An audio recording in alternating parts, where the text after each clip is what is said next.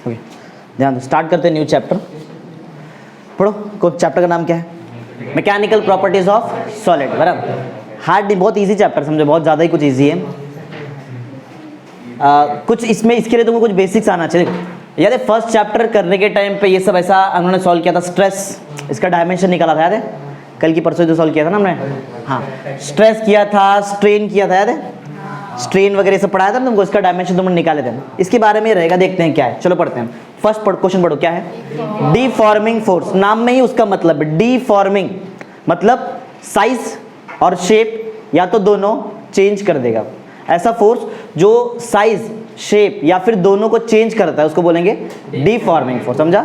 समझा force, डीफॉर्मिंग force क्या होता है? बहुत सिंपल है, एक ऐसा फोर्स जो क्या क्या चेंज कर सकता है? शेप, दूसरा साइज या फिर दोनों। बराबर, उसको क्या बोलेंगे? डीफॉर्मिंग फोर्स। चलो पढ़ते हैं क्या है ये, क्या है डीफॉर्मिंग फोर्स। पढ़ो क्या है? When a force is applied to a solid, कोई एक सॉलिड को अगर हम लोग फोर्स अप्लाई कर रहे हैं तो मालूम ये फोर्स से क्या क्या चेंज हो सकता है? शेप, साइज और बोथ ना। आगे बढ़ो। विच इज नॉट, हाँ, ये जो सॉलिड है ये फ्री नहीं है। फ्री का समझ में आता है, मतलब एक जगह पे फिक्स्ड है।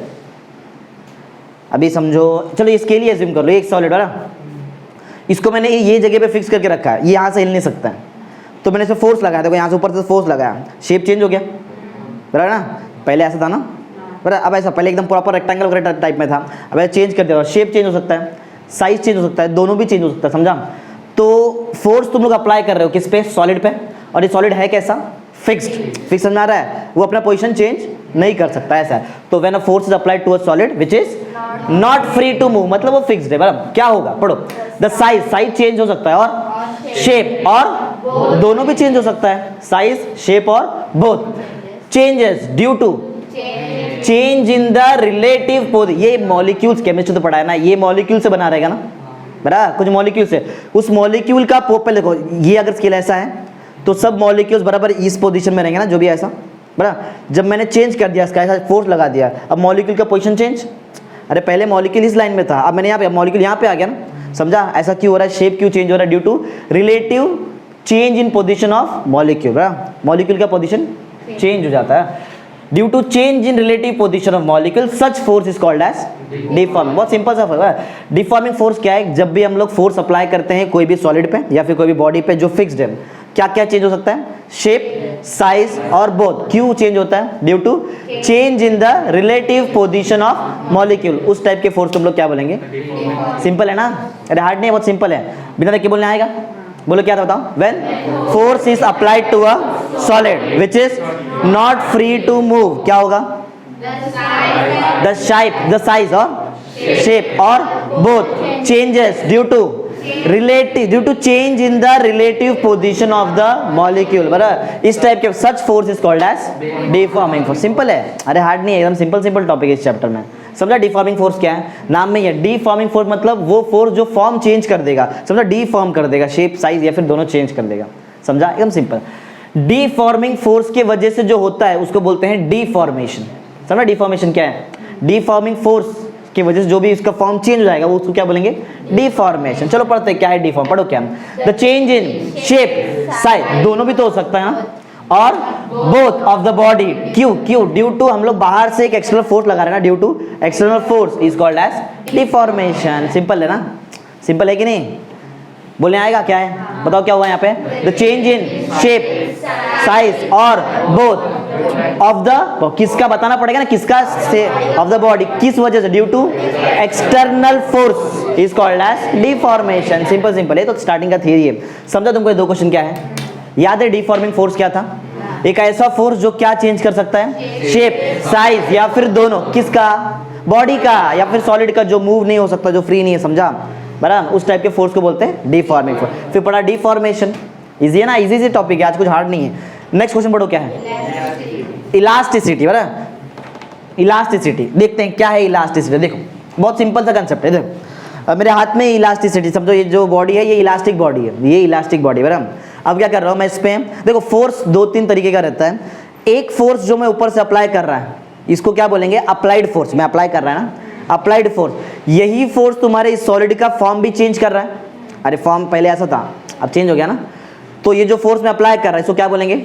Applied force. एक और नाम है इसका, क्या कर रहा है ये फोर्स? फॉर्म चेंज कर रहा है ना, तो इसको बोल सकते हैं ना डिफॉर्मिंग फोर्स, बोल सकते हैं ना, समझा। तो ये जो फोर्स मैंने अप्लाई किया ये क्या है, अप्लाइड फोर्स और डिफॉर्मिंग फोर्स। जब भी कोई सॉलिड पे डिफॉर्मिंग फोर्स अप्लाइड होगा या फिर अप्लाइड फोर्स हम लोग करेंगे तो अपना फॉर्म चेंज करेगा, और जैसे ही मैंने फोर्स निकाल दिया फिर से वो बॉडी अपने ओरिजिनल पोजीशन पे आ गया तो उसको बोलेंगे इलास्टिक बॉडी। या और समझा इलास्टिक बॉडी क्या है, बताता हूँ इलास्टिसिटी क्या है, समझा इलास्टिक बॉडी क्या है, एक बार फिर से देखो क्या है। कोई भी बॉडी पे अगर मैंने फोर्स अप्लाई किया वो कौन सा फोर्स रहता है, डिफॉर्मिंग फोर्स, समझा। डिफॉर्मिंग फोर्स लगा, उसका फॉर्म चेंज हो गया है, शेप साइज या फिर दोनों चेंज हो गया ना। और जैसे ही वो फोर्स निकला वो बॉडी रिटर्न कहाँ पे आ जाता है, अपने ओरिजिनल शेप साइज पोजीशन जिधर भी है ना। तो उस टाइप के मतलब वो जो बॉडी है उसको क्या बोल सकते हैं फिर हम लोग, इलास्टिक बॉडी। इलास्टिक बॉडी जो प्रॉपर्टी दिखाता है उसको बोलते हैं इलास्टिसिटी, समझा क्या है, समझा। अच्छा मैंने तुमको अप्लाइड फोर्स का एक नाम बताया, क्या बोलते हैं उसको, डिफॉर्मिंग फोर्स। जब भी कोई बॉडी पे डिफॉर्मिंग फोर्स लगता है तो उसके अपोजिट भी एक फोर्स आता है, बराबर। अपोजिट वाला फोर्स को बोलते हैं रीस्टोरिंग फोर्स। रीस्टोरिंग का मतलब समझ में आ रहा है, अपना पोजीशन रीस्टोर कर रहा है। पेंडुलम मालूम, पेंडुलम घड़ी में जो होता है ऐसा नीचे बॉब रहता है, ऐसा जाता है, ऐसा होता है ना, बराबर। उसको मैंने फोर्सफुली एक जगह से खींचा और एक यहाँ पे लाके रख दिया, ये मैंने फोर्स लगाया ना, ऐसा छोड़ दिया, बराबर, तो ये ऐसा जाएगा, बराबर ना। मैं अप्लाई करके इसको इधर लेके आया था ना, अप्लाई फोर्स से, अप्लाइड फोर्स से ये इधर आ चुका था। अब यहाँ जैसे छोड़ा तो अब जो फोर्स लगेगा वो रीस्टोरिंग फोर्स है, वो अपने पोजीशन को रीस्टोर करेगा लास्ट में आके, समझ में आ रहा है। इधर था ना पहले मैंने फोर्स अप्लाई करके इधर छोड़ा, बराबर, यहाँ छोड़ दिया तो वो धीरे धीरे रीस्टोरिंग फोर्स की वजह से वो कहाँ पे आके रुक जाएगा, ऐसा समझा। रीस्टोरिंग फोर्स का मतलब क्या है, रीस्टोरिंग फोर्स कहाँ से आता है, बॉडी के अंदर रहता है ना, अरे बॉडी को ला के रुकाएगा ना अपने ओरिजिनल पोजीशन पे, वो रीस्टोरिंग फोर्स। समझा। दो तीन टाइप का फोर्स क्या बताया मैंने, एक फोर्स ये कौन सा फोर्स है, अप्लाइड, इसका दूसरा नाम क्या है, डिफॉर्मिंग। ये जैसी मैंने डिफॉर्मिंग फोर्स हटाया, कौन से फोर्स ने इसको अपने ओरिजिनल पोजीशन पे लेके आया, रीस्टोरिंग फोर्स। उसने अपना ओरिजिनल पोजीशन रीस्टोर कर लिया ना, समझ में आ रहा है पॉइंट क्या बोला, समझा। तो इलास्टिसिटी समझा मैंने क्या बताया, इलास्टिसिटी क्या है, इलास्टिसिटी इलास्टिक बॉडी का प्रॉपर्टी है। अब इलास्टिक बॉडी मतलब क्या, एक ऐसा बॉडी जिस पे मैंने डिफॉर्मिंग फोर्स लगाया और जैसे ही हटाया वो बॉडी अपने ओरिजिनल शेप साइज पोजीशन पे आ गया, उसको बोलेंगे इलास्टिक बॉडी। समझ में आ रहा है, अरे बोलो, ठीक है चलो पढ़ते, पढ़ो। इफ अ बॉडी क्या कर सकता है, रीगेन, समझ में आ रहा है, अपना पोजीशन रिटर्न वहीं पे आ गया, रीगेन कर लिया उसने अपना position. If a body regains its कौन सा shape size, original shape size ना, अपना ओरिजिनल शेप साइज रीगेन कर सकता है। कब होना चाहिए, हाँ, डिफॉर्मिंग फोर्स निकलने के बाद की डिफॉर्मिंग फोर्स रहेगा तब, निकलने के बाद, after removal of deforming force is called as elastic. और इलास्टिक बॉडी जो प्रॉपर्टी दिखाता है उसको क्या बोलते हैं, elasticity. And the property is known as, simple है ना, अरे इजी है, समझा क्या हो रहा है यहाँ पे, बहुत सिंपल है। If a body regains its original shape and size कब, after removal of deforming force, बराबर, such body is called as elastic body and the property shown by elastic body is called as elasticity। Simple, एकदम simple. अच्छा अब ये ऐसा कैसे हो गया अपने आप, हर एक चीज में ऐसा नहीं होता है, मालूम है।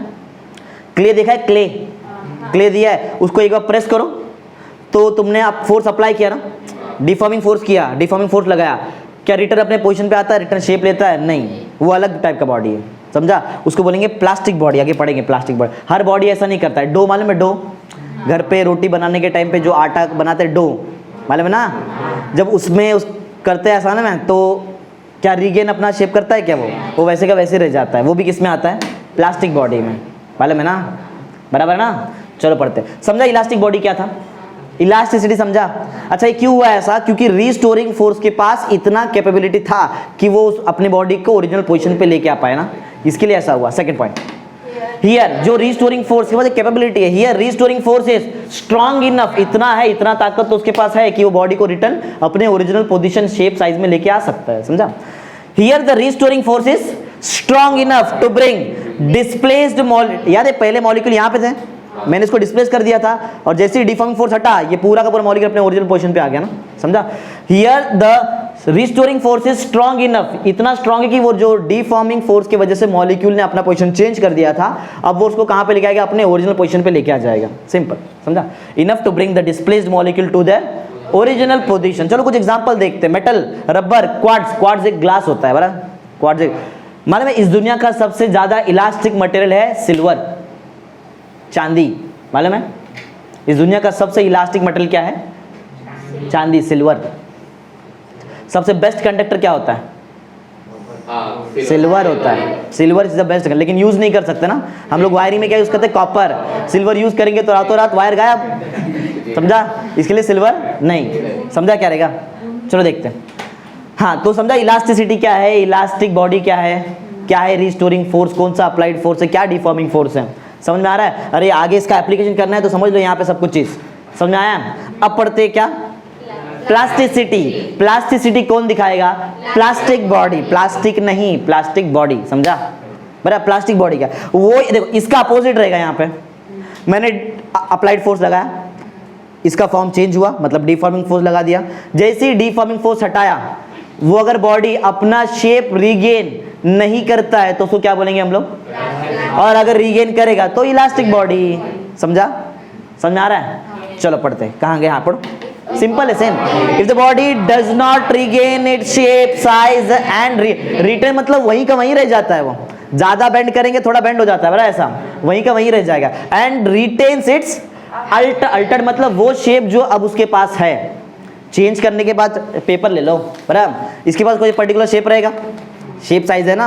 और जैसे मैंने इसको डिफॉर्मिंग फोर्स लगा दिया, क्या रिटर्न आ सकता है? अभी नहीं ना, तो ये किस में आ जाएगा? प्लास्टिक बॉडी ना। आ सकता है क्या return?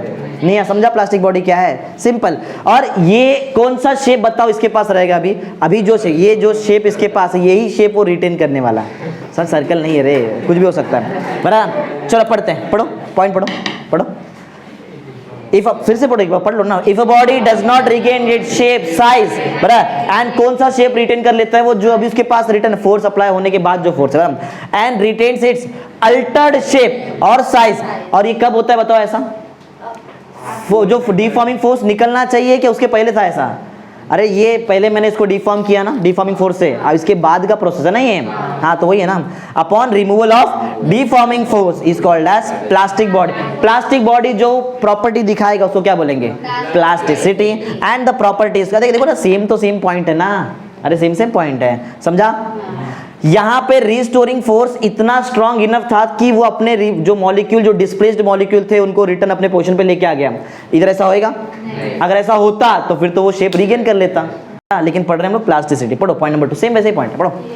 Here the restoring force is not strong enough to bring molecule to their original, return नहीं आ सकता है। एग्जाम्पल क्या क्या है? क्ले, तुमको बता दिया। पुट्टी मालूम है? पुट्टी सीलिंग वगैरह करने के लिए कभी देखा है? जैसे सीमेंट वगैरह देखा है? सीमेंट से जब भी प्लास्टर वगैरह करते हैं तो ज्यादा सीमेंट एक साथ मिक्स वगैरह करके लेते हैं, लेकिन पुट्टी वाला ऐसा नहीं करता। जो पुट्टी लगाता है उसके पास के सामने पतरा रहता है छोटा सा ऐसा ना, बराबर, वो उसी दो रहता है, ऐसा दो रहता है, उस पर थोड़ा ही लेता है और थोड़ा ही करता है, मालूम है? क्योंकि उसको मालूम है, उसको फिजिक्स आता है, बराबर, थोड़ा लगाया ऑन द स्पॉट सॉलिड हो जाता है वो, मालूम है क्या? अगर वो ज्यादा एक साथ पूरा घमेला में एक साथ बनाएगा तो एक ही लगाएगा, बाकी सब उधर ही सॉलिड हो जाएगा, क्योंकि वो कैसा बॉडी है?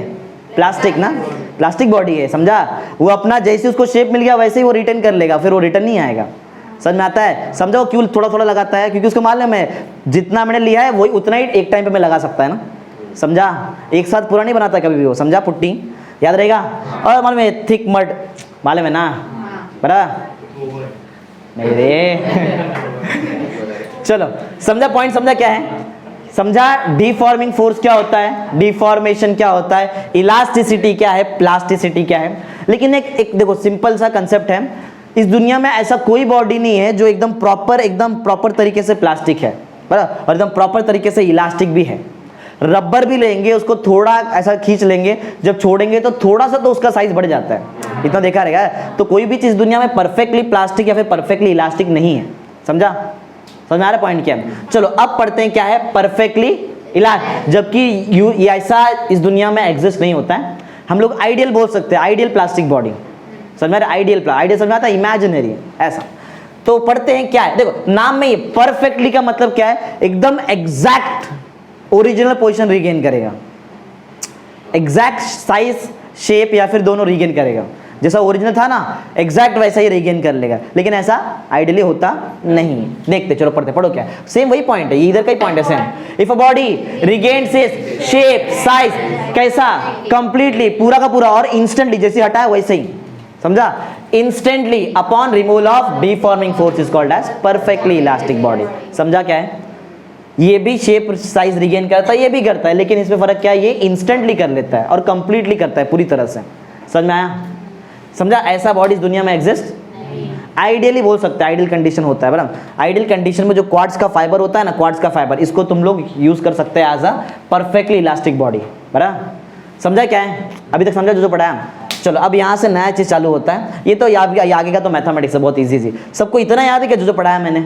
डिफॉर्मिंग फोर्स याद है? बराबर? डिफॉर्मिंग फोर्स से क्या क्या हो सकता है? शेप, साइज या फिर दोनों चेंज हो सकता है। बराबर? डिफॉर्मेशन वो प्रोसेस का नाम है।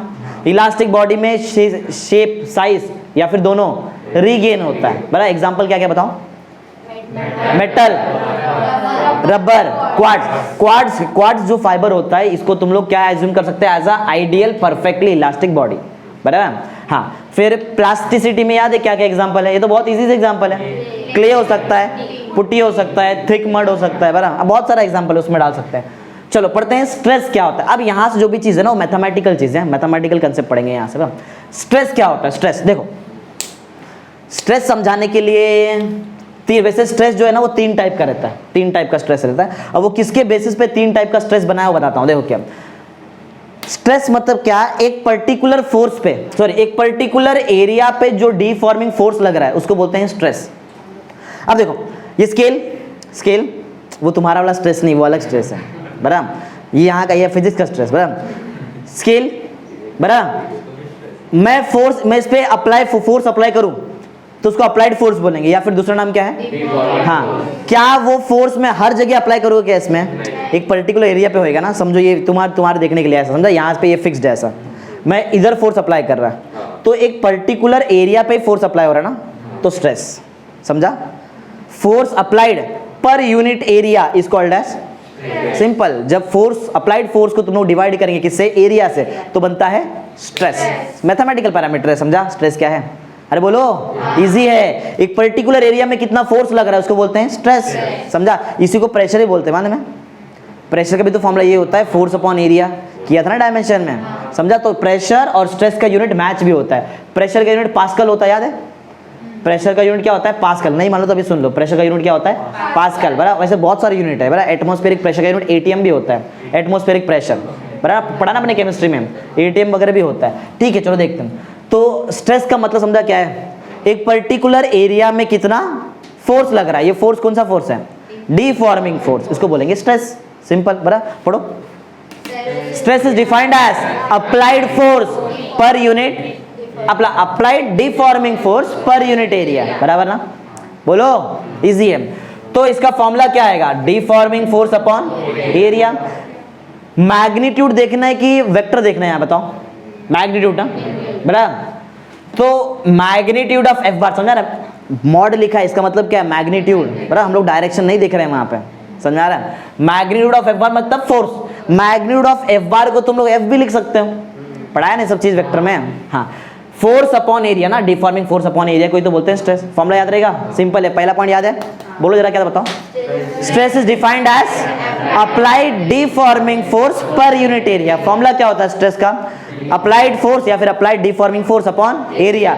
Mod of F bar, magnitude of F bar upon A area है, और एफ बार क्या है? मतलब magnitude of F bar force है। सिंपल। ठीक है। अच्छा, फोर्स का यूनिट क्या होता है? न्यूटन। सिखाया हुआ है तुमको, जिसको नहीं मालूम अभी समझ लो। फोर्स का यूनिट क्या होता है? न्यूटन। एरिया का यूनिट क्या होता है? Metre square. ये पढ़ा रहेगा ना, 10th में किया रहेगा ना, स्क्वायर मीटर्स लिखते थे। बराबर? तो ऊपर आएगा न्यूटन, नीचे आएगा, अरे ऐसा यूनिट भी निकालना पड़ता है। बराबर? ऊपर न्यूटन, नीचे का मीटर स्क्वायर ऊपर गया तो क्या हो जाएगा? Metre raise to -2। इतना तो मैथ्स आता ही रहेगा तुमको। बराबर? तो न्यूटन पर मीटर स्क्वायर। बराबर? ऐसा बोल सकते हैं। ओके, मैंने क्या बताया? स्ट्रेस का फॉर्मूला किससे मैच करता है? प्रेशर से। इसके लिए प्रेशर का यूनिट भी यहाँ पे आ सकता है। प्रेशर का यूनिट क्या होता है? वो भी तुम लोग यहाँ पे यूज कर सकते हो। डायमेंशन निकालेंगे, डायमेंशन सिखाना कैसे निकालते हैं। चलो तो डायमेंशन निकालते हैं। जरा बताओ डायमेंशन कैसे निकालते हैं? क्या देख के डायमेंशन निकालते हैं? ऐसा यूनिट ना, ये पास्कल देख के थोड़ी निकाल पाएंगे, ये देख के निकाल सकते हैं ना। हाँ, इसमें तुमको मैंने कुछ कुछ डायमेंशन याद भी कराए थे और वो तुमको बताया भी था प्रूफ करके आया आता है कैसे। क्या तुमको न्यूटन का डायमेंशन याद है? बताओ। ठीक है, L1 m1 t-2 ये सिर्फ किसका डायमेंशन है? न्यूटन। कहाँ से आया वो किया सिखाया तुमको, वीडियो लेक्चर नहीं बताया तुमको, जिसको नहीं मालूम है देख लो, बता दूंगा बाद में वापस। तो ये L1 m1 t-2 किसका डायमेंशन है? न्यूटन। बाजू में क्या है? मीटर। मीटर इज टू -2 ना, मीटर इज टू -2 मतलब किस पे पावर डालो बताओ -2 का? मीटर मतलब लेंथ रहेगा ना, अरे मीटर इज टू -2 मतलब L रेज टू -2 फिर m0 t0, जगह नहीं बचा। ठीक है चलो, अगर दो डायमेंशन मल्टीप्लीकेशन में है तो क्या होता है? Power plus. देख रहे 1 और ये L का पावर को L के पावर के साथ ही प्लस करो, L के पावर को M के पावर के साथ नहीं प्लस कर सकते, समझा? तो बताओ यहाँ पे L का पावर कितना है? 1, इधर -2, 1 -2, M बताओ 1 और 0 मतलब 1 आएगा, T कितना आएगा? -2 और 0, तो ये किसका डायमेंशन हुआ? स्ट्रेस का डायमेंशन। बराबर, ये तुमने निकाला भी है ना 2 दिन पहले, तो निकाल स्ट्रेस निकाल, स्ट्रेस भी किया था, स्ट्रेन भी सिखाया था तुमको, बराबर। ठीक है चलो, समझा स्ट्रेस क्या है? 4 पॉइंट याद रहेगा। Stress is defined as applied deforming force per unit area. Formula क्या है? Deforming force upon area magnitude of F bar upon A। ऐसा यूनिट याद है? न्यूटन पर मीटर स्क्वायर और पास्कल। डायमेंशन तो निकाल के देखना पड़ता है, डायमेंशन याद नहीं करते हैं, इसको निकालना ऑन द स्पॉट। न्यूटन याद रखो, लेकिन न्यूटन का डायमेंशन L1 m1 t-। ठीक है चलो आगे बढ़ते हैं। स्ट्रेस जो है, स्ट्रेस मैंने बताया 3 टाइप का स्ट्रेस होता है, बराबर। 3 टाइप का स्ट्रेस पढ़ो जरा, टाइप्स ऑफ स्ट्रेस में क्या है, देखो कितने टाइप का stress? There are 3 types of stress. कौन सा 3 टाइप है? पहले टाइप का नाम क्या है? लॉन्गिट्यूडनल और tensile stress. Second volume stress. Third shearing stress. अब ये क्या है वो थोड़ा डिटेल में देखते आगे, वही देखने वाले, बराबर। इसके बारे में बताता हूँ क्या याद रहेगा। 3 टाइप का स्ट्रेस क्या है? स्ट्रेस 3 टाइप का जैसा है वैसे ही 3 टाइप का स्ट्रेन भी है, बराबर। लॉन्गिट्यूडनल और tensile strain, volume strain, shearing strain. देख लो, अरे जैसे यहाँ पे स्ट्रेस लिखा है वहाँ पे स्ट्रेन लिखा है, इसके लिए एक याद करो अपने आप, वो तुम्हारा याद हो जाएगा, समझा? कितने टाइप का स्ट्रेस होता है बताओ? 3 टाइप। पहला कौन सा है? लॉन्गिट्यूडनल और tensile stress. Second volume stress. Third shearing stress. Simple ना, स्टार्ट करते चलो, देखते हैं क्या डायग्राम सब बना के रखा है, मैथमेटिक्स करके दिखाता हूँ तुमको क्या होता है। देखो तो ये दिख रहा है, ये ऊपर जो मैंने बनाया इसको क्या बोलते हो बताओ? Rigid support. ये जो बनाया मैंने ऊपर, ये दिख रहा है स्ट्रेट लाइन ऐसा जो किया, उसको क्या बोलते हैं? रिजिड सपोर्ट, बराबर। रिजिड मतलब एक ऐसा बॉडी जो अपना शेप चेंज नहीं कर सकता, उसको बोलते हैं रिजिड बॉडी, बराबर। बराबर मतलब सीलिंग, एज्यूम कर लो। तो ये रिजिड सपोर्ट है, यहाँ पे दिखाई दे रहा है ये जो मैंने बनाया, ये है वायर। वो क्या है? वायर। वायर जो पहले था उसका लेंथ था कैपिटल L। ये दिख रहा है कैपिटल L, ये कैपिटल क्या है? ओरिजिनल लेंथ ऑफ, देखो डेरिवेशन चालू हो गया, मैथमेटिक्स चालू हो चुका है। अभी ये समझना है कि यहाँ पे कैपिटल बोलो क्या है? It was original length of the wire. Length original length था। ओरिजिनल लेंथ मतलब क्या है? जब वायर पे जैसे ही मैंने ये देखा, ये जो नीचे मैंने ब्लॉक लगाया है इसको बोलेंगे वेट ना, वेट लगाया है, वेट। वायर पे नीचे मैंने क्या बांध दिया? देखो नीचे वेट। तो जब मैंने वेट नहीं बांधा था, या फिर समझो ऐसा वेट जस्ट बांधा है, उसको छोड़ा नहीं मैंने वेट को, तो उस टाइम पे वायर का कुछ ना कुछ लेंथ रहेगा। वो लेंथ कितना था? L। लेकिन जैसे ही वेट लगा दिया, वेट की वजह से वायर इलांगेट होएगा, थोड़ा इलांगेट होएगा ना, बढ़ जाएगा ना थोड़ा उसका लेंथ। बढ़ता है कि नहीं बढ़ता है? बढ़ता है। अरे वायर में बढ़ता है, समझा? इलास्टिसिटी प्रॉपर्टी दिखाता है वो, बराबर। बताया था ना, मेटल दिखाता है। कॉपर का वायर है समझो, तांबा का वायर, ऐसा नीचे वेट लगा दिया है, बराबर, तो उसका थोड़ा वो इलांगेशन दिखाएगा। समझ में आ रहा है? अच्छा ठीक है, देखो तो समझा कैपिटल L क्या है? Capital L is the original length of wire जब तुमने वेट नहीं लगाया है, समझा? अब आगे, जैसे ही मैंने नीचे वेट लगा दिया, वायर का लेंथ बढ़ेगा ही कम हो जाएगा? बढ़ेगा, कुछ तो बढ़ेगा। स्मॉल l बढ़ जाएगा। कितना बढ़ेगा? Small l is the elongation in wire, समझा? स्मॉल l क्या है? इलोंगेशन मतलब बढ़ गया वो लेंथ, समझा? इलोंगेशन का एक और नाम लिखा रहेगा, देखो एक्सटेंशन बोल सकते, थोड़ा सा बढ़ गया है। याद रहेगा क्या क्या? देखो पहले समझो, क्योंकि इसी के बेस में तुमको स्ट्रेस स्ट्रेन भी कराने वाला हूँ, उधर फिर से डायग्राम नहीं बनेगा, तो इधर तुमको समझ में आना चाहिए। याद है अभी तक क्या क्या बताया? Capital L is original length of wire, small l extension और इलोंगेशन इन द वायर, बराबर है? हाँ, ये नीचे जो मैंने लगाया वो क्या है? वेट है, कुछ वजन है। वेट का फॉर्मूला क्या होता है? mg, W is equal to mg। Weight का फॉर्मूला क्या है? अब जरा थोड़ा दिमाग लगाओ। समझो जब वायर है, वायर, बरा, जब मैंने वेट लगाया, बरा, और वेट को छोड़ दिया, वायर इलोंगेट हो जाएगा थोड़ा सा। तो क्या यहाँ पे डिफॉर्मिंग फोर्स लग रहा है? कौन लगा रहा है डिफॉर्मिंग फोर्स? वेट। ये देखो ना नीचे, अरे मैंने थोड़ी लगाया डिफॉर्मिंग फोर्स, मैंने तो खाली ऊपर बांध के रखा था उसको सीलिंग से, रिजिड सपोर्ट से, नीचे वेट लगा हुआ है, वेट उसको नीचे खींचेगा ना, जो भी चीज खींचता है वही तो है ना फोर्स, समझा? तो इस केस में डिफॉर्मिंग फोर्स का काम कौन करेगा? वो नीचे अप्लाइड जो वेट है ना, W is equal to mg, ये W समझा, W मतलब क्या? वेट। वेट का फॉर्मूला होता है, क्या होता है? Mass into acceleration due to gravity, पढ़ाया हुआ चीज है सब चीज, बराबर? m इनटू g इज फॉर्मूला होता है ना W का। अच्छा, ये जो वेट है ये किसके साथ काम करेगा? अप्लाइड फोर्स या फिर डिफॉर्म। इसके लिए मैंने उसको F भी लिख के रखा, देखो वहां पे, देखो हर एक चीज का मतलब है। F मैंने क्यों लिखा है? F क्यों मतलब बताओ, F का मतलब क्या है? वो वेट ही तो तुम्हारा अप्लाइड फोर्स है, मतलब डिफॉर्मिंग फोर्स। समझ में आया? अच्छा, समझा अभी तक जो बताया? अब जरा थोड़ा दिमाग लगाओ। वायर, वायर जो होता है उसका क्रॉस सेक्शन ना, क्रॉस सेक्शन में आता है, जो लंबा वायर रहेगा समझो बीच में से कट कर दिया उसको, फिर तुम्हारे सामने ऐसा रखा, तो ये जो बचेगा ना इसको बोलते हैं क्रॉस सेक्शन। इसका शेप कैसा रहता है?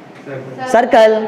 अरे सिलेंडर फॉर्म में वायर रहता है ना, सिलेंडर फॉर्म में, कभी इसको जूम करेंगे तो सिलेंडर फॉर्म में दिखेगा तुमको वायर। जब कट किया और ये वाला पोजीशन देखिए, ये वाला पोर्शन देखा तुमने, तो ये क्या दिखेगा तुमको? कैसा? ये सर्कल। मैं पूरे की बात नहीं कर रहा हूँ, मैं सिर्फ इतने पोर्शन की बात कर रहा हूँ, बराबर? तो ये क्रॉस सेक्शन ना, ये क्या है? ये सर्कल के फॉर्म में रहेगा। समझ में आ रहा है? तो ध्यान दो एक बार फिर से, ये दिख रहा है, ये इतना पार्ट, ये ना यहाँ पे वो सर्कल रहेगा, सर्कल रहेगा। चलो मैं बोलता हूं कि वो जो सर्कल है, ये जो सर्कल है इसका रेडियस r है, कितना है? Small r। बताओ इसका एरिया कितना रहेगा? पाई आर स्क्वायर। सर्कल का एरिया क्या होता है? पाई आर स्क्वायर होता है ना।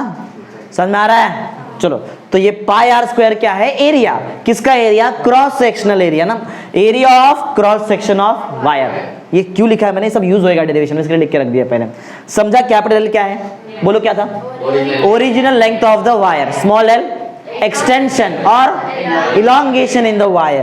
पाई आर स्क्वायर क्या है? ये है क्रॉस सेक्शनल एरिया या फिर area of cross section of wire, बराबर? W क्या है? वो वेट है, और यही वेट कैसा काम करेगा? अप्लाइड फोर्स जैसा काम करेगा ना। अप्लाइड फोर्स वही हो गया, वेट का फॉर्मूला होता है mg, बराबर? वेट अप्लाइड या फिर अप्लाइड डिफॉर्मिंग फोर्स। समझ में आ रहा है?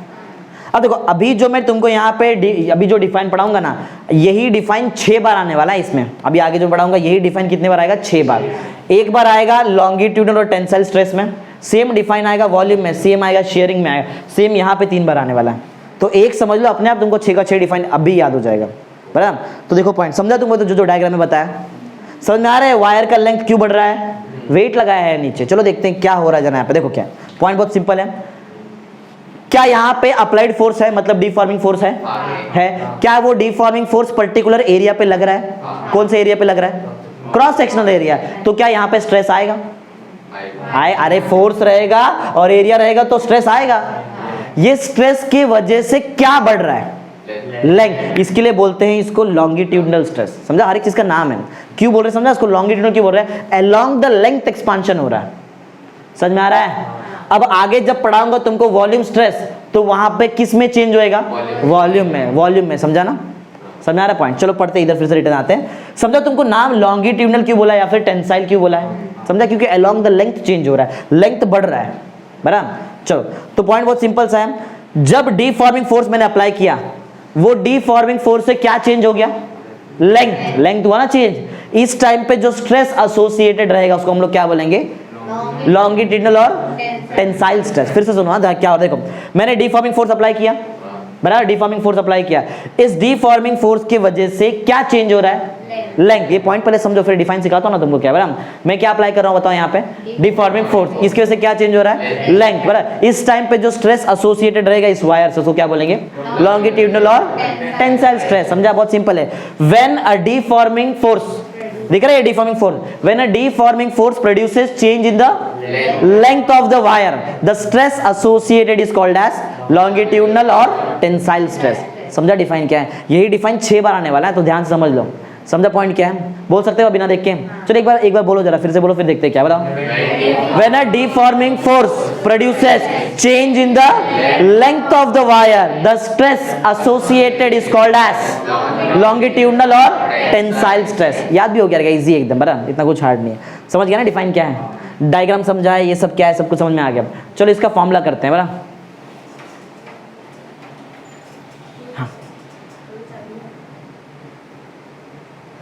सेकेंड, दूसरा चाबी रहेगा, दूसरा है।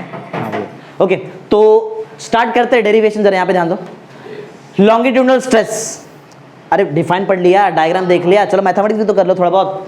लॉन्गिट्यूडनल स्ट्रेस का देखो हर एक स्ट्रेस का फॉर्मूला सेम रहेगा, अप्लाइड फोर्स या फिर applied deforming force upon area, applied force या फिर समझ लो अप्लाइड डिफॉर्मिंग फोर्स या अपॉन क्या है, एरिया, बराबर।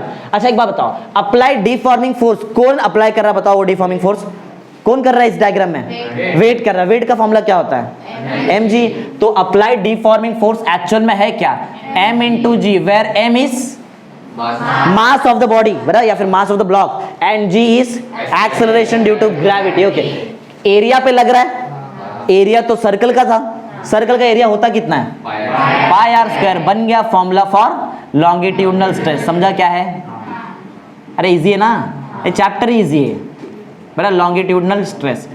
समझ में आ रहा है क्या कर रहे हैं हम लोग, समझो लॉन्गिट्यूडनल स्ट्रेस क्या है, लॉन्गिट्यूडनल स्ट्रेस का फॉर्मूला बन गया, क्या है बताओ formula, mg upon pi are square, simple एकदम, बड़ा बाकी तो मैंने थियरी वगैरह लिख के रखा है, सबको समझा क्या रहेगा, क्या है लॉन्गिट्यूडनल टेंसाइल स्ट्रेस, इजी है ना एकदम। चलो अब ऐसे ही इधर आओ जरा यहाँ पे, अब दूसरे टाइप का स्ट्रेस, तीन टाइप का स्ट्रेस है याद है, लॉन्गिट्यूडनल टेंसाइल हो गया, अब क्या पढ़ते हैं, वॉल्यूम। चलो देखते हैं वॉल्यूम। वॉल्यूम जैसे लॉन्गिट्यूडनल स्ट्रेस में किस में चेंज आया था, अब किस में चेंज आएगा, जो भी, जरूरी नहीं है हर बार बढ़ेगा, कम भी तो हो सकता है, बराबर, कम भी तो हो सकता है। देखो डायग्राम को पहले समझो तो, क्योंकि तुम्हारे टेक्स्ट में डायग्राम नहीं दिया, बराबर, इसको मैंने थोड़ा अलग बुक, बहुत 3-4 बुक्स देख के बनाया है ये सब डायग्राम। देखो तो हाँ, ये तुमको दिख रहा है पहला बॉक्स, बड़ा वाला बॉक्स, मैं बोलता हूं उसका वॉल्यूम है कैपिटल V, उसका वॉल्यूम कितना है, जैसे ओरिजिनल लेंथ था कैपिटल L, वैसे ओरिजिनल वॉल्यूम कितना है, कैपिटल V।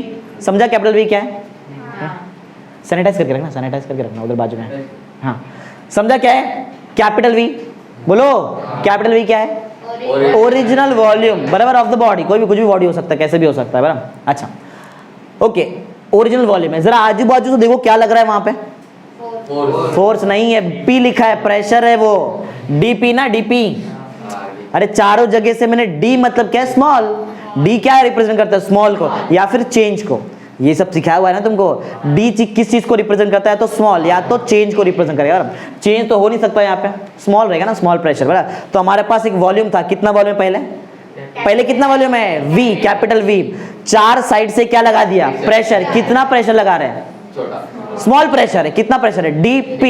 जब स्मॉल प्रेशर लगा रहे तो क्या वॉल्यूम कुछ ज्यादा चेंज हो जाएगा, स्मॉल प्रेशर से स्मॉल वॉल्यूम में चेंज आएगा, समझ में आ रहा है। पहले बॉक्स देखो कितना बड़ा, देख रहा है, इतना था ना ऐसा, तब वॉल्यूम कितना था, V, कैपिटल V। अब मैंने चारों तरफ से प्रेशर लगाया, स्मॉल प्रेशर लगाया, तो वॉल्यूम में चेंज आएगा, बढ़ेगा कि कम होएगा, प्रेशर लगा रहे तो कम होएगा, समझा। अच्छा, वॉल्यूम जो कम हुआ वो है DV, वो क्या है, समझा, DV मतलब क्या है, स्मॉल चेंज इन वॉल्यूम, याद रहेगा, अब बोलो समझ में आ रहा है, बताओ कैपिटल V क्या था, ओरिजिनल वॉल्यूम, ओरिजिनल वॉल्यूम था जो भी बॉडी उसका, फिर मैंने आज चार साइड से क्या लगा दिया, प्रेशर, कितना प्रेशर लगा रहा है, DP, स्मॉल प्रेशर DP लगाया, स्मॉल प्रेशर के वजह से कितना वॉल्यूम में चेंज आएगा, स्मॉल ही वॉल्यूम में चेंज आएगा, बराबर, small change in volume is DV, DV is the small change in volume, बराबर। अब ध्यान से सुनो, पहला वॉल्यूम कितना था, चेंज कितना हुआ, मतलब कम कितना हुआ, DV, बचा कितना, V माइनस DV, नहीं समझा, पहले था वॉल्यूम V, पहले ज्यादा वॉल्यूम था, वॉल्यूम कम कितना हुआ, DV, तो बचा कितना, V में से DV कम कर दो, V minus DV is the final volume of the body.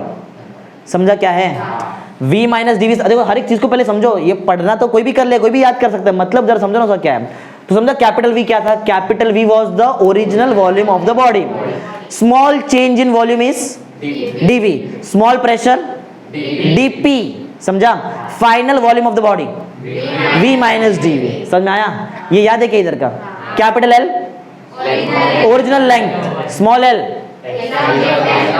Elongation या फिर एक्सटेंशन। चलो एक आंसर दो, final length of the body, capital L plus की माइनस, ये तो माइनस किया, वॉल्यूम कम हुआ है, इधर बढ़ गया है लेंथ, प्लस करेंगे ना, तो फाइनल वॉल्यूम रहेगा कैपिटल L प्लस। ये क्यों पूछ रहा है तुमको, आगे यहाँ पे स्ट्रेन में लगेगा, इसके लिए पूछ रहा है, बराबर। समझ में आया यहाँ पे क्या हो रहा है, अभी तक सिर्फ डायग्राम सिखाया, बाकी ये सब चीज बताता हूँ क्या, समझा डायग्राम। चलो अब आते हैं, पढ़ते हर एक पैरामीटर क्या है, DP तुमको मालूम है, स्मॉल प्रेशर, V क्या था? Original volume. dV तुमको मालूम है change in volume, final volume सब तुमको मालूम है, ठीक है। याद है पॉइंट? बताओ जरा क्या था, बताओ।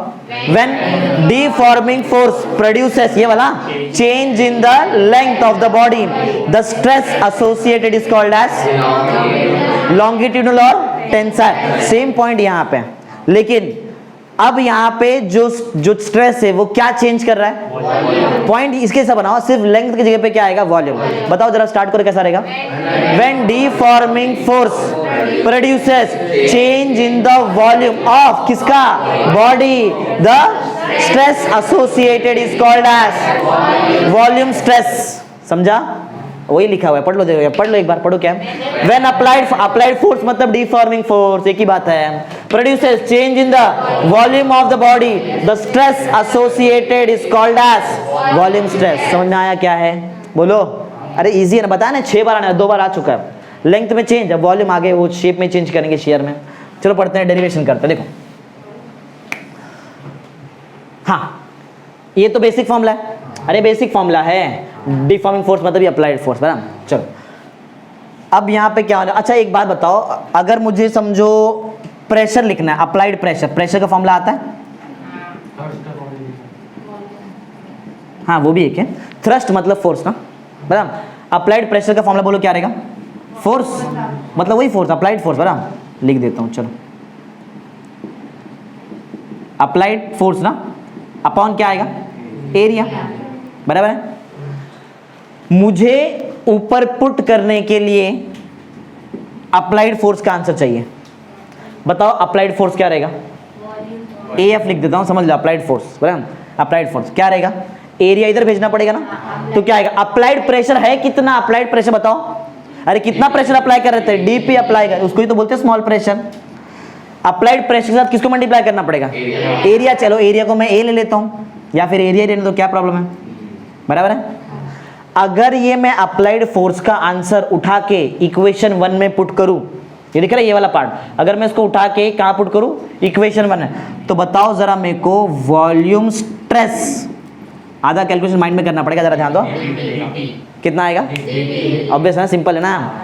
अरे वॉल्यूम स्ट्रेस मैंने एज इट इज लिखा है, अप्लाइड फोर्स के जगह पे मैं क्या लिखने वाला हूं? DP into area. अरे नीचे भी तो एक एरिया है, एरिया एरिया कैंसल, बचा क्या? समझा? इसका मतलब है volume stress is equal to small pressure, small applied pressure. ये भी, ये तुम्हारे टेक्स्ट बुक में नहीं है, ये थोड़ा नीट JW में ये सब आ सकता है, बराबर। समझा पॉइंट क्या है? समझा ना सबको? तो ये हुआ हमारा फॉर्मूला फॉर वॉल्यूम स्ट्रेस। समझ में आया कैसा है?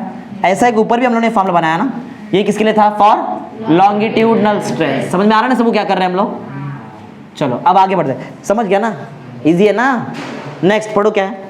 Sharing stress. डायग्राम थोड़ा डेंजर दिख रहा है, लेकिन इजी है, इतना भी कुछ हार्ड नहीं। देखो रेड और रेड कलर में पहली बात तो ध्यान मत दो, जो रेड कलर है ना उसको मत देखो, सिर्फ ब्लैक वाली चीज को देखो, बराबर। ब्लैक वाले में भी ये मत देखो, ये वाला पार्ट, चलो सिंपल बता देता, कुछ नहीं। क्या तुमको इस डायग्राम में क्यूब दिखाई दे रहा है? क्यूब एग्जैक्ट क्यूब नहीं है, ठीक है, लेकिन फिर भी देखो इस पे दिख रहा है ये देखो ना, ये ऐसा, ये ना, ये क्यूब दिखाई दे रहा है ब्लैक कलर का, बराबर। ये क्यूब जो है ना, ये क्यूब, ये उस बॉडी का ओरिजिनल शेप है, बराबर। ये जो क्यूब मैंने बनाया ना, ये क्यूब क्या है? बॉडी का ओरिजिनल, मतलब पहले शेप ऐसा था, बराबर। ये जो शेप था ना पहले, वो क्यूब जैसा शेप था, दिखाई दे रहा है अभी, है ना, बराबर। अरे ब्लैक वाला बोल रहा हूँ, बराबर। हाँ वो ठीक है, समझ लो, कनेक्टेड तो रहेगा। वो जो ब्लैक वाला पार्ट था वो पहले क्या था? Original shape. ओरिजिनल शेप था क्या? A B C D E F G H, समझा? A B C D E F G H was the original shape of the body। समझ में आ रहा है? अरे नींद में तो नहीं है, ध्यान दे रहे ना? तो ये A B C D E F G H ये क्या था? Original shape of the. अब हुआ क्या? देखो नाम में ये शेयरिंग स्ट्रेस मतलब क्या चेंज करूंगा बताओ? शेप चेंज कर देंगे यहाँ पे, सिंपल। ये ग्रीन कलर का नीचे दिख रहा है, ऐसा लाइन मैंने बनाया, वो रिप्रेजेंट करता है कि वो बॉडी नीचे फिक्स्ड है। समझा? नीचे कैसा है? फिक्स्ड है। फिक्स समझा? फिक्स समझा? ये नीचे से नहीं हिल सकता है, वो फिक्स्ड हो गया नीचे, बराबर। तुम लोग यहाँ से अगर इसको फोर्स लगाएंगे तो ये आगे नहीं जा सकता है, क्यों? क्योंकि नीचे फिक्स्ड है वो। समझ में आ रहा है? चलो आप देखते हैं। समझा क्या है? एक क्यूब है तुम्हारे पास जो नीचे कैसा है? बॉटम एकदम फिक्स्ड है। अब मैं क्या कर रहा हूँ यहाँ पे, यहाँ से टेंजेंशियल फोर्स अप्लाई करता हूँ। कैसा फोर्स? टेंजेंट फोर्स, बराबर, टेंजेंशियल फोर्स बोलते हो। दिख रहा है ब्लू कलर मैंने बनाया यहाँ पे, ये ब्लू कलर से, ये ब्लू कलर क्या रिप्रेजेंट करता है, किसको रिप्रेजेंट करता है? Tangential force. Along a tangent लगा रहा हूँ ना ऐसा, मतलब एकदम टॉप पे दिख रहा है, एकदम टॉप पे। अब देखो जरा समझने का ट्राई करो, देखो ऐसा ही कुछ है ना, बराबर, ऐसा ही कुछ रहेगा। ये मैं टॉप की बात कर रहा हूँ, इधर दिख रहा है, इधर की बात कर रहा हूँ। ऐसा रहेगा कुछ, बराबर ना, ऐसा रहेगा। नीचे फिक्स है, नीचे कुछ नहीं हो सकता है। यहां से क्या अप्लाई कर रहा है? Tangential force. जैसे ही यहां से टेंजेंशियल फोर्स अप्लाई किया, ये बॉडी डीफॉर्म हो जाता है, अपना शेप आगे जाएगा क्या? ऐसा नीचे फिक्स्ड नहीं जा सकता है, तो कौन आगे जाएगा? ऊपर का सरफेस, ऊपर का लैटरल सरफेस ये आगे जा सकता है, बराबर। तो ये ऐसा हो जाएगा। अरे नीचे नहीं हिला, ये अपनी जगह पे ऐसा ही है। पहले इधर था ना, ये इधर ही था, अभी भी समझ में आया? शेप चेंज हुआ, समझ में आ रहा है? ऐसा और इधर से ऐसा, इमेजिन कर रहे हैं क्या? समझ में आ रहा है? हाँ। तो अब जरा वो रेड वाले पे ध्यान दो, ये दिख रहा है, ये जो सरफेस ऐसा था यहाँ पे, ये जो दिख रहा है ऐसा, ये यहाँ पे फोर्स लगाने वजह से ये बेंड हो गया ऐसा, दिखाई दे रहा है? वो देखो, ये प्लेन नहीं दिख रहा है पूरा, ये पूरा का पूरा ब्लैक वाला प्लेन अब यहाँ पे आ चुका है ऐसा। जब ये आगे आएगा, ये भी तो आगे जाएगा ना, बराबर। तो यहाँ का जो ब्लैक वाला प्लेन है वो आगे चला गया, दिख रहा है रेड कलर से। समझ में आ रहा है डायग्राम क्या हो रहा है? समझ में आया? तो ABCDEFGH क्या था? Original shape of the body. क्या लगाया बताओ ऊपर से? Tangential force. टेंजेंशियल फोर्स लगाने की वजह से क्या नीचे का बॉटम वाला सरफेस डिस्प्लेस हुआ है? ऊपर का जो सरफेस है बराबर, टॉप सरफेस, वो क्या हो गया? डिस्प्लेस हो गया है, उसका लैटरल डिस्प्लेसमेंट हो चुका है, बराबर। अब नया शेप है हमारे पास, अब हमारे पास जो नया शेप बना है उसका नाम है, बराबर। देखते नाम क्या, जरा ध्यान दो, देखो बहुत इजी समझने के लिए। H जो डिस्प्लेस हो गया तो क्या बन गया? H dash. E से डिस्प्लेसमेंट, F से F डैश, G से। अब नया शेप तुम्हारे पास है, अब ब्लैक कलर, ये सरफेस नहीं है तुम्हारे पास, समझ लो ये वाला सरफेस नहीं है, अब डिस्प्लेस हो चुका है बॉडी। समझ में आ रहा है? अब जो शेप रहेगा, सुनो क्या रहेगा, क्या ABCD में फर्क पड़ेगा? फिक्स्ड है वो, नीचे से हिल ही नहीं सकता है, समझा? फर्क पड़ेगा ऊपर, ABCD, बराबर। E लू नहीं, अरे चले गया आगे, E डैश, आगे बताओ, F dash, G dash, H dash is the final shape of the, या फिर समझा, new shape of the body. समझा आप क्या है? शेप समझा कैसे चेंज हो रहा है? क्या अप्लाई करने का शेप चेंज हो रहा है बताओ? टेंजेंशियल फोर्स ना, समझो उसको नाम टेंजेंशियल क्यों बोल, उसको फोर्स क्यों नहीं बोल रहा हूं मैं? क्योंकि वो ऊपर लग रहा है एकदम टॉप पे एकदम, बराबर ना? समझ में आ रहा है? समझ में आ रहा है पॉइंट क्यों नाम बोलो उसको टेंजेंशियल फोर्स? समझ में आ रहा है क्या हुआ यहाँ पे? क्या चेंज हो गया बताओ? शेप।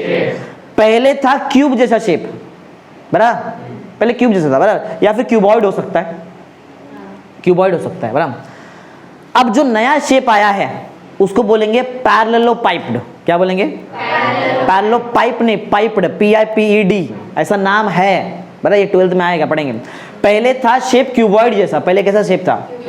अब जो नया शेप बना है रेड कलर से, अरे क्यूबॉइड को बेंड कर दो तो क्या बनेगा? पैरेललोपाइप, बराबर, पैरेललोपाइप, बराबर। तो जो न्यू शेप है उसका नाम है, क्या नाम है? पैरेललोपाइप। जो ओरिजिनल शेप था वो क्या था? क्यूबॉइड, क्यूबॉइड था, बराबर, क्योंकि लेंथ, ब्रेथ, हाइट अलग अलग हो सकती है। याद है क्यूबॉइड का वॉल्यूम मालूम है क्या होता है? वॉल्यूम ऑफ क्यूबॉइड पढ़ा है 10th में मेंसुरेशन में, क्या होता है volume of cuboid? L into b into h, भूल गए क्या? पढ़ा था ना, LBH वॉल्यूम होता है ना, पढ़ा है ना? क्या ऐसा क्या देख रहे हैं, बराबर ना? वॉल्यूम ऑफ क्यूब मालूम है क्या होता है? क्या? साइड क्यूब या फिर L क्यूब ना, ये भी पढ़ा रहेगा। ऐसे ही आ गया कि 80% पढ़ के आया ना थोड़ा बहुत। हाँ, तो ये समझा मैंने यहाँ पे डायग्राम में क्या बताया तुमको? बोलो, समझ में आया? बोलो किस में चेंज हो गया?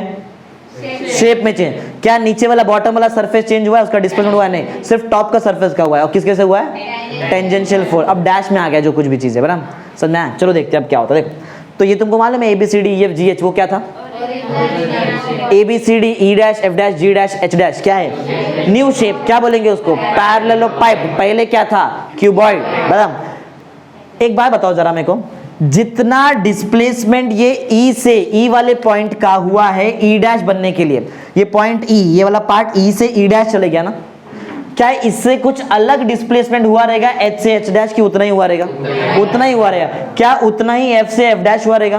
क्या उतना ही G से G डैश हुआ रहेगा? इसका मतलब है E dash, H H dash, G dash, F F dash same है, सेम है ना, इक्वल है।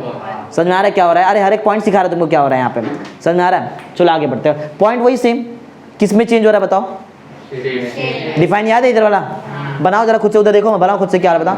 When deforming force produces change in the shape of the body, the stress associated is called as shearing stress. बराबर है, वही लिखा हुआ है, चाहिए तो पढ़ लो, वही लिखा है। समझा क्या है? बोलो समझा है? अच्छा, अब चलो पढ़ते हैं। शियरिंग स्ट्रेस ना, इसमें टेंजेंशियल फोर्स अप्लाई किया हम लोग ने, टेंजेंशियल फोर्स, और उस टेंजेंशियल फोर्स को किससे डिवाइड किया जरा देखो? एरिया से डिवाइड किया ना।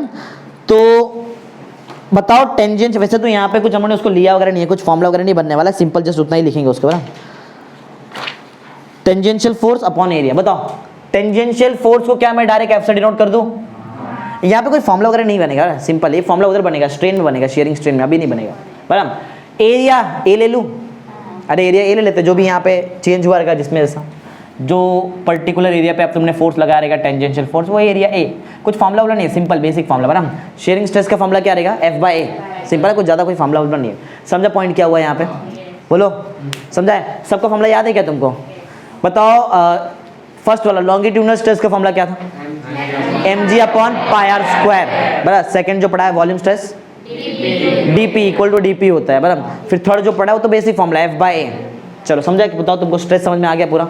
सिंपल था। बेसिक फॉर्मूला क्या था? अप्लाइड फोर्स या फिर डिफॉर्मिंग फोर्स अपॉन एरिया। अब न्यू चीज पढ़ते हैं ना, इसके ऊपर भी तीन टाइप है हमारे पास। पढ़ो क्या? स्ट्रेन। स्ट्रेन एक मैथमेटिकल कंसेप्ट, जैसे ये था वैसे। स्ट्रेन में क्या होता है? Change in dimension per unit original dimension, मतलब जो जिसमें चेंज हुआ वो वाला डायमेंशन डिवाइडेड बाय जो पहले वाला डायमेंशन था वो। Simple defined. बराबर। इसका डायमेंशन भी तो क्या था हमने? Change in configuration divided by original configuration पढ़ा था। Strain is a dimensionless and unitless quantity पढ़ाया था, एक बार फिर से करेंगे। चलो देखते हैं स्ट्रेन क्या है। अब सर ये कौन सा कॉन्फिगरेशन मतलब क्या है? बहुत सिंपल ही देखो, इधर बताओ चेंज इन लेंथ क्या है? Small L. कैसे मालूम पड़ा small L change in length? बहुत सिंपल है। बताओ फाइनल लेंथ क्या है? Final length capital L plus. बताओ ओरिजिनल लेंथ क्या है? फाइनल लेंथ में से अगर मैं ओरिजिनल लेंथ को माइनस करूं तो मिलेगा ना तुमको चेंज इन लेंथ। बताओ फाइनल लेंथ क्या है?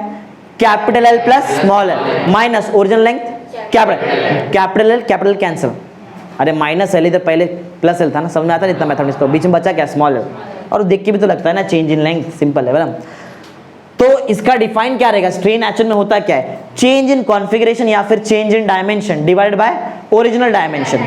तो बताओ इसमें चेंज इन लेंथ क्या है? स्मॉल एल डिवाइडेड मतलब अपॉन में क्या आएगा? ओरिजिनल लेंथ क्या था?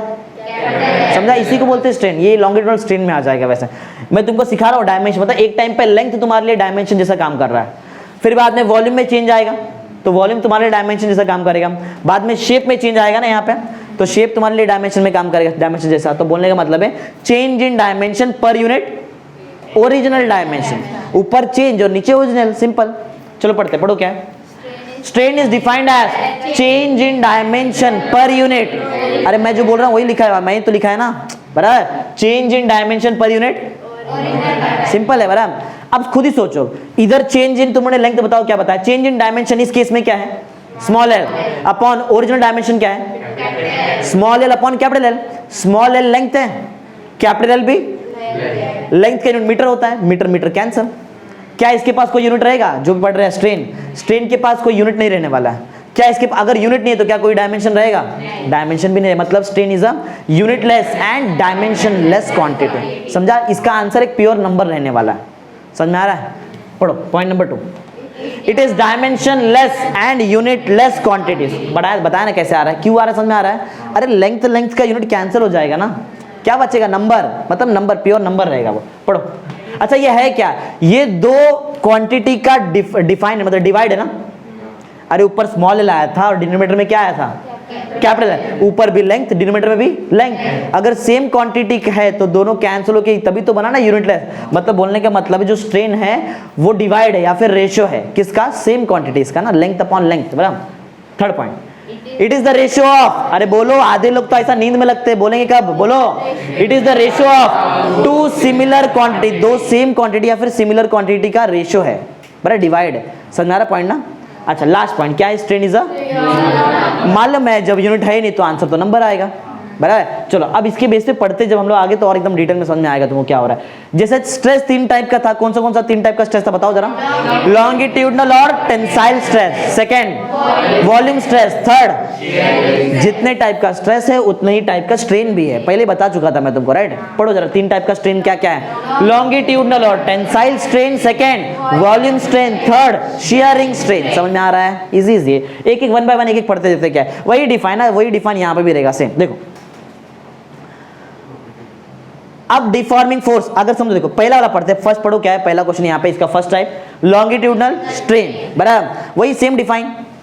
वहां पे पढ़े थे हम लोग ने स्ट्रेस एसोसिएटेड ना, अब स्ट्रेस आएगा अब स्ट्रेन आएगा, समझा। डिफाइन बोलो जरा, बताओ क्या रहेगा। When deforming force produces change in length of the body the strain associated is called as longitudinal और टेंसाइल स्ट्रेन। समझ में आ रहा है, इजी है ना। फॉर्मूला याद है क्या था, अरे स्ट्रेन का फॉर्मूला क्या है, change in dimension upon original. Dimension कुछ भी हो सकता है, लेंथ हो सकता है, वॉल्यूम हो सकता है, शेप हो सकता है, कुछ भी हो सकता है, समझा। पढ़ क्या रहे लॉन्गिट्यूडनल तो लेंथ, जब वॉल्यूम पढ़ाएगा तो बताओ डायमेंशन क्या रहेगा, वॉल्यूम। जब शेयरिंग पढ़ाएगा तो डायमेंशन क्या रहेगा, शेप जैसा काम करेगा। चलो देखते हैं क्या 1 बाय 1। चलो सेकंड पॉइंट, लॉन्गिट्यूडनल स्ट्रेन का फॉर्मूला जो है चेंज इन लेंथ। अब मैं डायमेंशन के जगह पे क्या लिख रहा है, क्योंकि लेंथ, ये देखो ना ये लेंथ वाला केस होगा ना, इसमें ये इसको डायग्राम वहां पे तुमको बनाने का है, ये बार बार मैंने नहीं बनाया क्योंकि एक ही बार बच होगा ना, ये तुम लोग बना लेना यहाँ पे, सेम ही तो डायग्राम रहेगा, बराबर। तो फॉर्मूला क्या रहेगा, ऊपर चेंज इन लेंथ आएगा और नीचे क्या आएगा, ओरिजिनल लेंथ। अच्छा चेंज, कोई भी चीज में चेंज निकालते कैसे, उसका फाइनल को माइनस करते इनिशियल से, मालूम है ना। चेंज इन वेलोसिटी क्या होता है, final velocity minus final velocity you होता है, वी होता है, माइनस इनिशियल वेलोसिटी यू होता है ना, मालूम लगा पड़ा है फिर। ओके तो चेंज इन लेंथ क्या रहेगा, फाइनल लेंथ माइनस, और नीचे क्या था पहले से, सिंपल है। चलो तो जरा वो डायग्राम देखो और मेरे को बताओ फाइनल लेंथ क्या है, बताओ इस डायग्राम के हिसाब से फाइनल लेंथ क्या रहेगा, कैपिटल एल प्लस रहेगा कि नहीं, ऐसे रहेगा ना। हाँ तो तुम्हारा फाइनल लेंथ था कैपिटल एल प्लस, ये है फाइनल लेंथ, माइनस क्या था माइनस में, ओरिजिनल लेंथ। कितना था ओरिजिनल, कैपिटल एल, बराबर है अपॉन क्या लिखा हुआ है, पढ़ो जरा, ओरिजिनल लेंथ ना, ओरिजिनल लेंथ होता कितना है, कैपिटल एल, वो ब्रैकेट ओपन करूं मैं ऊपर का, बोलो क्या आएगा, L plus small L minus capital L upon L ना, कौन कैंसिल हो रहा है, प्लस एल और बचा क्या, small L upon capital L. आ गया ना, चेंज इन लेंथ तो स्मॉल एल ही था ना, upon original length capital L था, मतलब राइट डिफाइन है बराबर। तो बताओ क्या निकाला हम लोग ने, लॉन्गिट्यूडिनल स्ट्रेन ना, हाँ वही जो भी है समझ लो, टेंसाइल भी है ना, इसका फॉर्मूला है स्मॉल एल अपॉन, समझ में आ रहा है कैसा कर रहा है, अरे एकदम इजी चैप्टर है, इजी लग रहा है ना, इजी, पूरा चैप्टर ही इजी है।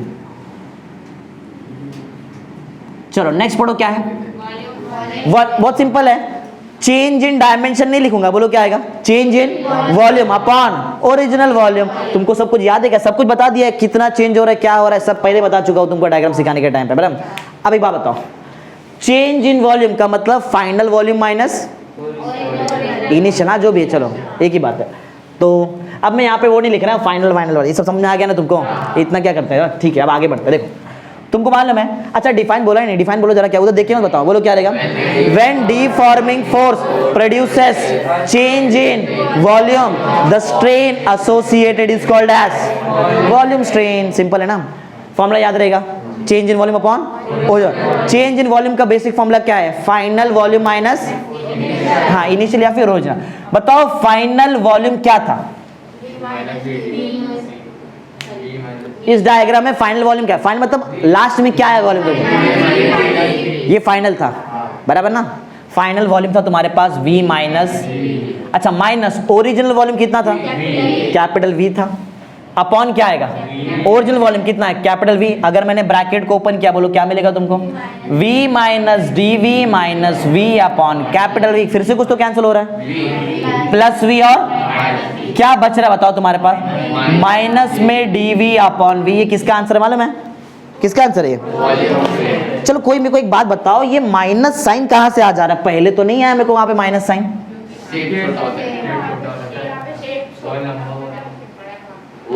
शेप चेंज हो रहा है इसके लिए, शेप चेंज हो रहा है इसके लिए, हाँ यहाँ पे लेंथ बढ़ गया था इसके लिए प्लस में आंसर आया, और यहाँ पे वॉल्यूम कम हो गया है, समझा, कम है ना आंसर, समझा, इसके लिए शेप वो नहीं बोल सकता, शेप तो शेयरिंग में आएगा, अरे शेप थोड़ी चेंज हुआ है, वॉल्यूम कम हुआ, ये राइट आंसर है, समझा। तो हम लोग ने निकाला क्या यहाँ पे, वॉल्यूम, बोलो क्या निकाला, वॉल्यूम स्ट्रेन ना, वॉल्यूम स्ट्रेन का आंसर समझा क्या है, माइनस में dv अपॉन v ना, where negative sign indicates that the volume of the given body decreases ना, बराबर ना, ऐसा है, नेगेटिव साइन उस चीज को इंडिकेट करता है। लास्ट पढ़ते क्या है, शेयरिंग स्ट्रेन, बहुत इजी है, क्या चेंज होएगा, शेप, बराबर, पॉइंट वही है ना, बोलो जरा बताओ पॉइंट क्या रहेगा, define, when deforming force produces change in the shape of the body the strain associated is called as shearing strain, बराबर है। अच्छा चलो देखते हैं, इसका एक और डिफाइन है, शेयरिंग स्ट्रेन का एक और डिफाइन है, वो डिफाइन हम लोग यूज करेंगे डेरिवेशन सॉल्व करने के लिए। देखो वो डिफाइन है क्या, सुनो, शेयरिंग स्ट्रेन का जो दूसरा डिफाइन है वो है रेशो, मतलब अपॉन में आएगा, बराबर। Shearing strain can also be defined as the ratio of, किसका रेशो, वो सुनो, एक ऐसे चीज का रेशो जिसमें न्यूमरेटर में आता है, ये दिख रहा है displacement, lateral displacement, H dash आ सकता है, ई डैश आ सकता है, जी डैश आ सकता है, एफ किधर, न्यूमरेटर की डिनोमिनेटर, न्यूमरेटर, समझा। तो इसका डिफाइन है ratio of relative displacement of any layer, बराबर, एनी लेयर मतलब नीचे वाला नहीं हो सकता है क्योंकि वो तो फिक्स्ड है ना, ऊपर का लेयर दिख रहा है, हाँ, to its perpendicular distance from the fixed layer. अब इसका मतलब क्या है, जरा यहाँ पे देखो, एक बार बताओ, एनी लेयर मतलब एच डैश, ये हो सकता है, ई डैश हो सकता है, जी डैश हो सकता है, और एफ डैश हो सकता है। अच्छा चलो भाई एक एक करके दिखाता हूँ तुमको, देखते मालूम पड़ेगा फिर। देखो मैं पहले एक लेयर का करके दिखाता हूँ, एक लेयर, फिर अपने आप तुम लोग दूसरा बता देंगे मेरे को आंसर। देखो एच डैश करके दिखाऊं, देखो तो शेयरिंग स्ट्रेन का फॉर्मूला क्या बताया आपने, एक रेशो रहेगा, पहली बात तो ये क्या है, ratio of displacement of any layer, कोई भी एक लेयर लो ऊपर से, बताओ कौन सा लेयर लेंगे, एच डैश ले लेते हैं, एच डैश ले लिया मैंने, बराबर, इसका एक डिस्प्लेसमेंट हो चुका है ऊपर, एच से एच डैश तक का एक डिस्प्लेसमेंट हो चुका है। डिवाइड किससे करेंगे, डिवाइड करेंगे perpendicular distance of that layer from the fixed layer. किसका डिस्प्लेसमेंट बताओ जरा, किसका लिया मैंने, एच डैश, इसका कौन सा डिस्टेंस लो, परपेंडिकुलर डिस्टेंस, कौन सा डिस्टेंस लेंगे, कहां से, फ्रॉम द फिक्स्ड लेयर, नीचे से लेके उस लेयर तक का कौन सा डिस्टेंस, परपेंडिकुलर। जरा मेरे को नाम बताओ, इस एच डैश ये दिख रहा है, इसका जो डिस्प्लेसमेंट हुआ है फ्रॉम द फिक्स्ड लेयर से लेके डिस्टेंस क्या है, होना चाहिए परपेंडिकुलर डिस्टेंस, बोलो क्या रहेगा, डी एच की D H dash, D H dash नहीं हो सकता है, क्यों बोलो, हाँ परपेंडिकुलर थोड़ी है वो, अरे ऊपर मैंने क्या बोला, डिफाइन क्या था, देखो shearing strain can also be defined as the ratio of displacement of any layer to the, मतलब अपॉन में, to the perpendicular distance of that layer from the fixed layer, समझा ना। तो इस एच डैश का perpendicular distance from the fixed layer बोलो क्या है, क्या ये तुमको नहीं दिखाई दे रहा है, यहाँ पे परपेंडिकुलर डिस्टेंस है 90 डिग्री का डिस्टेंस, बराबर, तो बोलो वो डिस्टेंस है क्या, डी एच, बराबर, क्या रहेगा वो, समझ में आया क्या, आ रहा है समझ में, ध्यान दे रहे ना। चलो जैसा मैंने एच डैश बताया, अब बाकी तुम लोग बताएंगे एक जन, वेदांत बता, ये जी डैश, हाँ ये जी डैश, ये समझ, ये डिस्प्लेसमेंट हुआ है जी डैश का, इसका बता परपेंडिकुलर डिस्टेंस क्या रहेगा, सी जी, समझ में आ रहा है, अरे इस लेयर का परपेंडिकुलर डिस्टेंस, दो ही तो डिस्टेंस है तुम्हारे पास, एक सी जी है और एक सी जी डैश, ये ले सकते हैं क्या, नहीं, तुमको 90 डिग्री वाला लेना है, समझ में आ रहा है, बराबर ना, ओके। तो जी डैश के लिए क्या बताया तुम लोगों ने, सी जी है, सी जी ना, बराबर है। अच्छा और देखते हैं ई डैश, कौन बोलेगा, तू बोल, कृष्णकांत बोल, ई डैश के लिए, ई डैश, हाँ ये देखिए ई डैश के लिए क्या रहेगा, ए ई, बराबर ना, ए ई रहेगा, ए ई, समझ में आया सबको, समझ में आ रहा है ना, क्या ऐसे ही लिखते जा रहे हो तुम, खाली हाँ करते जा रहे हैं, समझ में आ रहा है। एक लास्ट कौन बच गया, एफ डैश, इसके लिए बी एफ ना, बराबर, तो ये एफ डैश के लिए परपेंडिकुलर डिस्टेंस है बी एफ, समझ में आ रहा है, समझ में आया। अब जरा ध्यान से देखो, ये जो दो पार्ट, इसको जरा ध्यान से देखो, समझो एक में लेता हूँ, ये दिख रहा है एच डैश, देखो मैं तुमको एकदम डिटेल में बता रहा है हो क्या रहा है यहाँ पे एक्चुअल में, एच एच डैश वाला चीज को मैं एकदम इसको अलग से बना के लेता हूं, जरा ध्यान दो अच्छे से। कहां गया स्केल? देखो सिर्फ एच एच डैश वाले पार्ट को ध्यान दिए, दिख रहा है ना तुमको ग्रीन कलर से जो बना रहा है मैं, ये वाला ट्रायंगल है, दिख रहा है ये वाला ट्रायंगल बराबर। इसमें तुम्हारे पास ये एच एच डैश ऊपर है और नीचे क्या है हमारे पास डी ना, ये डी है, ये एच रहेगा यहाँ पे और यहाँ पे एच डैश रहेगा, समझो समझ लो, थोड़ा जगह कम है इसके लिए। ये जरा रेशियो को जरा ध्यान से देखो, इस रेशियो को, ये रेशियो क्या है एच एच डैश ना, ये वाला रेशियो, ये वाला पार्ट ना H H dash divided by ये वाला पार्ट। अगर मैं इस एंगल को थीटा लूं तो ये थीटा के अपोजिट साइड में एच एच डैश आ रहा है और थीटा के एडजेसेंट साइड में, ऐसा कौन सा ट्रिग्नोमेट्रिक फंक्शन है जिसमें अपोजिट और एडजेसेंट आता है? tan थीटा होता है, अपोजिट अपॉन एडजेसेंट। इसका मतलब ये H H dash upon D H या फिर G G dash upon C G, E E dash upon A E और लास्ट वाला क्या है F F dash upon B F. इसको मैं क्या लिख सकता हूं बताओ? अपोजिट साइड ना, अरे ऊपर देखो हर बार ऊपर क्या आ रहा है तुमको? अपोजिट ना, अपोजिट आ रहा है ना, अपोजिट अपॉन क्या मिल रहा है? एडजेसेंट।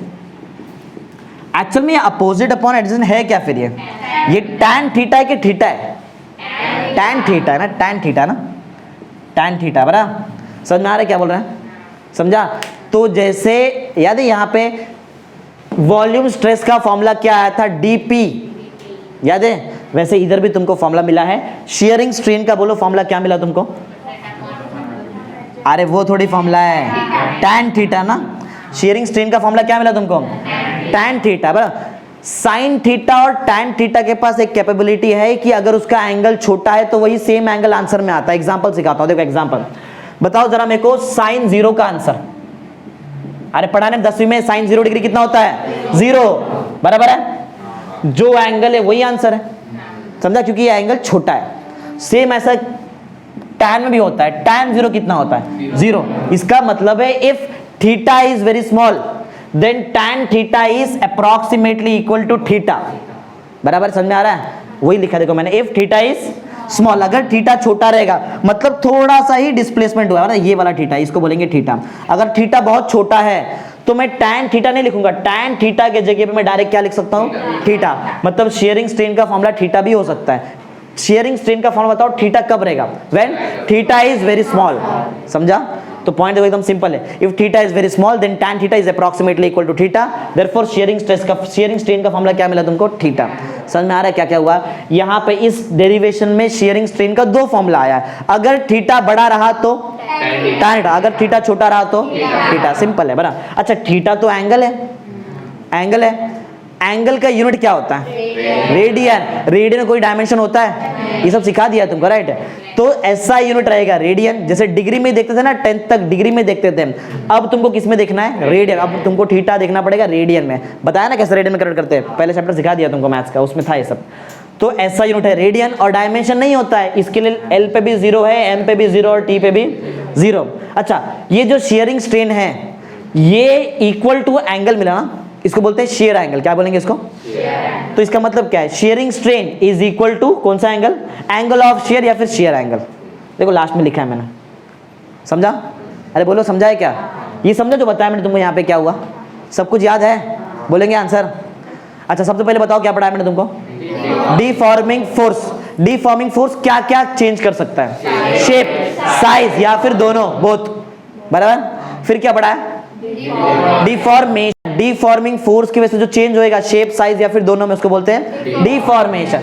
फिर पढ़ाया इलास्टिसिटी। इलास्टिसिटी याद है क्या है? जब भी अप्लाइड फोर्स करेंगे या फिर डिफॉर्मिंग फोर्स लगाएंगे बॉडी पे तो बॉडी का शेप, साइज या फिर दोनों चेंज होता है। लेकिन जैसे ही वो फोर्स निकल जाता है तो वो अगर बॉडी अपने ओरिजिनल शेप, साइज या फिर दोनों में आ जाए तो इलास्टिक बॉडी। इसमें जो याद है रिस्टोरिंग फोर्स रहता है वो स्ट्रॉन्ग इनफ रहता है अपने पोजीशन को रीगेन करने के लिए ना, समझा? मॉलिक्यूल का पोजीशन रीगेन कर। एग्जांपल याद है? मेटल्स, रबर और क्या?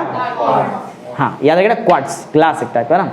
फिर प्लास्टिसिटी पढ़ा है, इसमें ऐसा नहीं होता, इसमें शेप, साइज एक बार चेंज हो गया तो चेंज हो गया, समझा, रीगेन नहीं होने वाला है। बताया ना एग्जाम्पल बहुत सारा बताया था बना, यहाँ पे क्ले था, पुट्टी था, थिक मड, बराबर। फिर क्या पढ़ा हम लोगों ने, परफेक्टली इलास्टिक बॉडी। इसमें क्या होता है, रीगेन होता है लेकिन इंस्टेंटली और कंप्लीटली, पूरी तरह से, समझा।